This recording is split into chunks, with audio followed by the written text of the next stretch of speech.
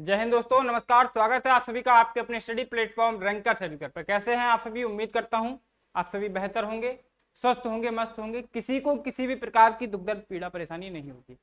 परीक्षाओं का एक बहुत लंबा दौर चल रहा है और पिछले काफी समय से लगातार किसी न किसी ऐसे कॉम्पिटिटिव एग्जाम्स होते हैं, वनडे एग्जाम्स होते हैं, एंट्रेंस एग्जाम्स होते हैं, बहुत सारे एग्जाम्स होते हैं और ये दौर उसी एग्जाम्स का चल रहा है। बहुत सारे विद्यार्थी अलग अलग एग्जाम्स की तैयारियों में लगे होते हैं और उन तैयारी को करके वो उस एग्जाम को क्रैक करने के लिए और उसमें अटेंड होने के लिए हमेशा प्रयासरत रहते हैं। इसी तरह से इसी सीरीज में हम आज बात करने वाले हैं, ये वीडियो आप तक पहुंचाने का क्या माध्यम है, क्या एक लक्ष्य है हमारा कि इससे आपको मिलने क्या वाला है। सबसे मेन पॉइंट यही आता है, हम आपको एक जानकारी देना चाहते हैं। जो भी स्टूडेंट्स यूपी जो है सीनेट एग्जाम, जिसको कहा जाता है Uttar Pradesh common nursing entrance test, ये एक नर्सिंग स्टूडेंट्स के लिए है। खास करके उन स्टूडेंट्स की हम बात करते हैं जो क्लास 12th में बायो साइड से होते हैं, मतलब जो बायो सिलेक्ट करते हैं। ठीक है, बायोलॉजी जो बच्चे सिलेक्ट करते हैं उनके लिए एक ऐसा एंट्रेंस टेस्ट है जिसको करके और जिस एग्जाम को क्रैक कर सकते हैं वो बहुत बेहतरीन अपने कैरियर को बिल्डअप कर सकते हैं। किस तरह से, ये सारी चीजें हम आपको बताने वाले हैं। और परीक्षा की तैयारी शुरू करने से पहले हमको एक बात जान लेनी चाहिए कि आपकी परीक्षाओं में क्या आता है, क्या सिलेबस होता है, इस बात की जानकारी आपको भी होगी। ठीक है, कि अगर परीक्षा के पहले हमें उसका सिलेबस ही कंप्लीट नहीं होगा, हमको ये पता ही नहीं होगा कि उसमें पूछा क्या जाने वाला है, तो हम बहुत अधूरे रहेंगे उस चीज से और मुझे नहीं लगता है कि फिर आप उस टारगेट को अचीव कर पाएंगे, उस गोल को अचीव कर पाएंगे। ठीक है, तो गोल अचीव करने के लिए हमें फिक्सिंग करनी होती है, हमें प्लानिंग करनी होती है। ये सारी बहुत एक लंबा प्रोसेस होता है। इसके बाद हम एक कदम आगे रखते हैं, फर्स्ट स्टेज होती है जिसको कहा जाता है प्रिपरेशन। ठीक है, और इसके बाद एक लंबा अंतराल, एक लंबी मेहनत और उसके बाद होती है आपकी गोल जो अचीव करते हैं। इसको कह सकते हैं परफेक्शन कह सकते हैं या अचीवमेंट कह सकते हैं। ठीक है, इसके लिए हम आपको बताने वाले हैं कि 2026 में 2026 में यूपी बीएससी नर्सिंग एंट्रेंस में आपसे क्या क्या पूछा जाने वाला है। और सबसे मेन बात जो हम आपको बताने वाले हैं कि आपको जो भी स्टूडेंट 2026 में इस एंट्रेंस टेस्ट को देना चाहते हैं और एक अच्छी मेडिकल यूनिवर्सिटी में, अच्छे कॉलेज में एडमिशन लेना चाहते हैं, तो वो किस तरह से अपनी तैयारी को करें और कौन सा ऐसा प्लेटफॉर्म है जो आपके लिए बेहतर सहायता कर सकता है और बहुत ही हेल्पफुल होगा आपके इस गोल को अचीव करवाने। बात करते हैं, थोड़ा सा आगे बढ़ेंगे। यहां आप देख पा रहे होंगे जीएसबी बैच ज्वाइन नाउ लिखा हुआ। इसका मतलब क्या है? मतलब सीधा सा ये है कि भैया एक रैंकर्स एजुकेयर आपकी इसमें किस प्रकार से मदद कर सकता है। ठीक है, रैंकर्स एजुकेयर जो ये प्लेटफॉर्म है, ऑनलाइन एंड ऑफलाइन दोनों मोड पर यहां पर क्लासेस चलती हैं। ठीक है, बात हम स्पेशली कर रहे हैं आज किस पर? UP BSc nursing. ठीक है, यूपी सीनेट एग्जाम जिसको कहा जाता है, बीएससी नर्सिंग एंट्रेंस एग्जाम जिसको कहते हैं, वो ऑनलाइन एंड ऑफलाइन दोनों मोड में हमारे इस प्लेटफॉर्म पर स्टार्ट किया जा चुका है। मतलब 2026 के लिए अभी से जो तैयारी करनी है, जो आपको परफेक्शन चाहिए, वो परफेक्शन देने के लिए रैंकर्स एजुकेयर अपना एक नया प्रयास लागू कर दिया है, लॉन्च कर दिया है। कहने का मतलब ये है कि जो आप यहां पर देखे थे जीएसबी, इस बैच का पूरा नाम है गारंटीड सिलेक्शन बैच। ठीक है, और जिस प्रकार से इसका नाम रखा गया है उसी प्रकार से इसका सिलेक्शन रेशियो भी होता है। सिलेक्शन रेशियो किस प्रकार से होता है, जरा हम इस बैच के बारे में टोटल आपको इंफॉर्मेशन दे देते हैं और यही हमारा मोटिव है इस वीडियो को आप तक पहुंचाने। ठीक है, स्किप नहीं करना है, आपके लिए बहुत ज्यादा प्रॉफिटेबल हो सकता है अगर आप 2026 में UP BSc nursing senate exam को टारगेट कर रहे हैं तो। ठीक है, बात अगर करते हैं फीचर्स के बारे में, क्या क्या मिलेगा आपको इस बैच में ज्वाइन होने पर। ठीक है, जो क्लासेस हमारी होती हैं, जो लेक्चर्स होते हैं, वो रिकॉर्डेड एंड लाइव दोनों मोड पर आपको प्रोवाइड कराए जाते हैं। और इस प्लेटफॉर्म की तरफ से आपको कंप्लीट स्टडी मटेरियल जो आपके एग्जाम से रिलेटेड है, वो कंप्लीट स्टडी मटेरियल आपको प्रोवाइड कराया जाएगा। ठीक है, और क्लासेस का पीडीएफ मतलब क्या होता है? पीडीएफ आपको प्रोवाइड कराने का मतलब क्या होता है, इस बात की जानकारी हम आपको बता दें कि पीडीएफ आपको उपलब्ध कराने का सिर्फ एक मतलब होता है कि क्लास में आप पढ़ने पर फोकस कर पाए, नोट्स जो बनाए जाते हैं, जो नोट्स को कंप्लीट किया जाता है, वो एक बार दोबारा से आप उस पीडीएफ की मदद से बना सके। क्लास में आपको लिखने की आवश्यकता नहीं है, समझने की आवश्यकता होती है, और इसके बाद फिर आपको क्या करना होता है कि आप जाकर के अपनी तैयारी, अपनी नोट्स जो आपका प्रिपेयर करते हैं, वो उस पीडीएफ की मदद से कर सकते हैं। ये एक प्रॉफिट होता है पीडीएफ प्रोवाइड कराने का। अगले हम बात करते हैं भैया स्ट्रक्चर्ड स्टडी प्लान होता है। टेस्ट सीरीज की अगर हम बात करते हैं तो यहाँ पर ऑफलाइन सेंटर पर जो हमारे बच्चे जुड़े होते हैं उनका वीकली टेस्ट होता है। वीकली मतलब हर सैटरडे को टेस्ट रखा जाता है और उनको टॉपिक बताया जाता है, वो टॉपिक को कंप्लीट करके वो उस टॉपिक पर टेस्ट देते हैं।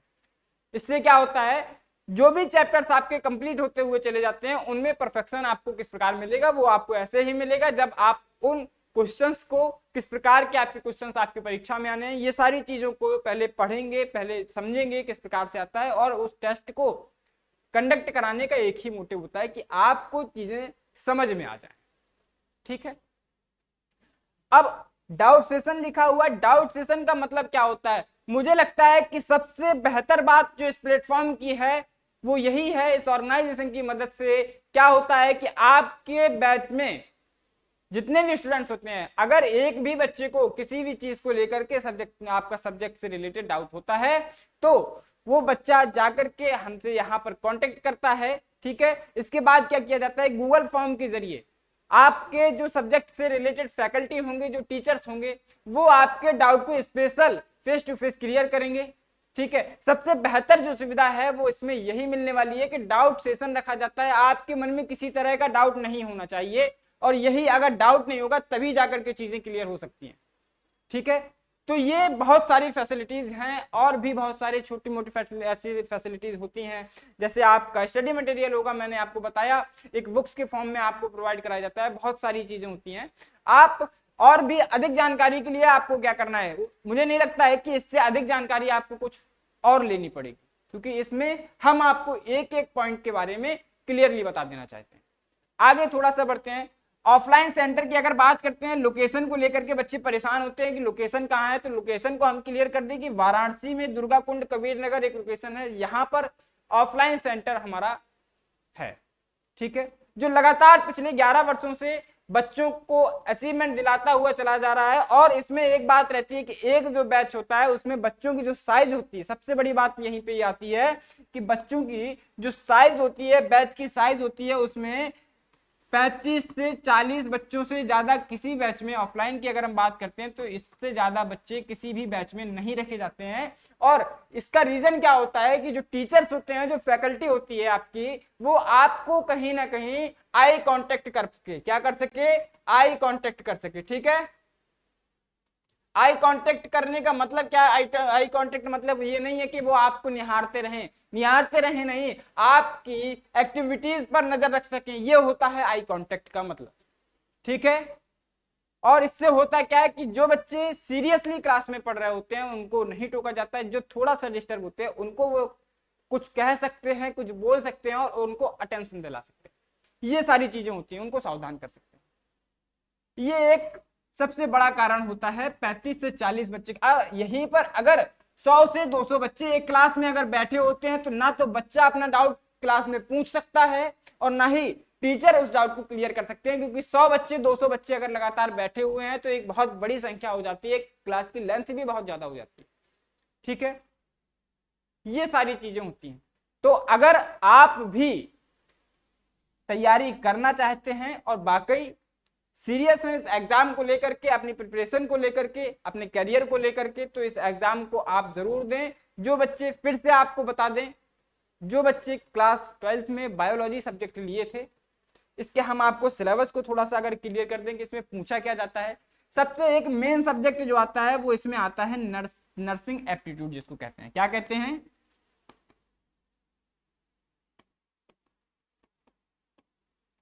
Nursing aptitude. ठीक है, ये एक स्पेशल सब्जेक्ट होता है। इसके बाद हम बात करते हैं इंग्लिश की। ये इंग्लिश आपके लिए कंपलसरी होता है। ठीक है, और अगर हम बात करते हैं यहां पर फिजिक्स की, फिर अगर हम बात करते हैं यहां पर केमिस्ट्री की, और लास्ट में जो एक टॉपिक आता है कौन सा, मैंने आपको बताया कि बायोलॉजी। ठीक है, ये आपके टोटल 5 सब्जेक्ट होते हैं, इसके अलावा इस एग्जाम में कुछ पूछा नहीं जाता है। ठीक है, ये 5 आपके सब्जेक्ट होते हैं। और इस बार का अगर पैटर्न देखा जाए 2025 में आपका एग्जाम हुआ कैसे था, तो हर सब्जेक्ट से 24 क्वेश्चन पूछे गए थे। 24 क्वेश्चन पूछे गए थे। टोटल कितना हुआ, 120 क्वेश्चन आपसे पूछे जाते हैं। ठीक है, 120 क्वेश्चन आपसे पूछे। ठीक है, टाइम कितना होता है, 140 मिनट।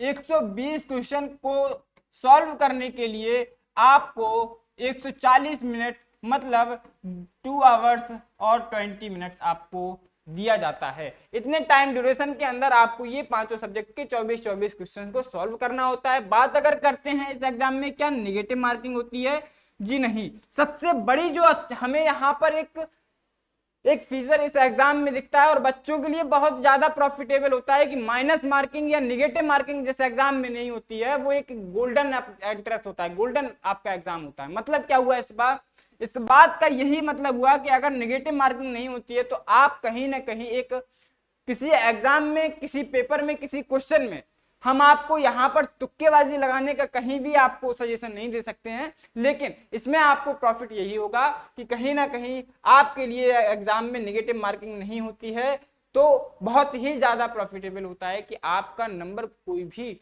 डिक्रीज नहीं होता है।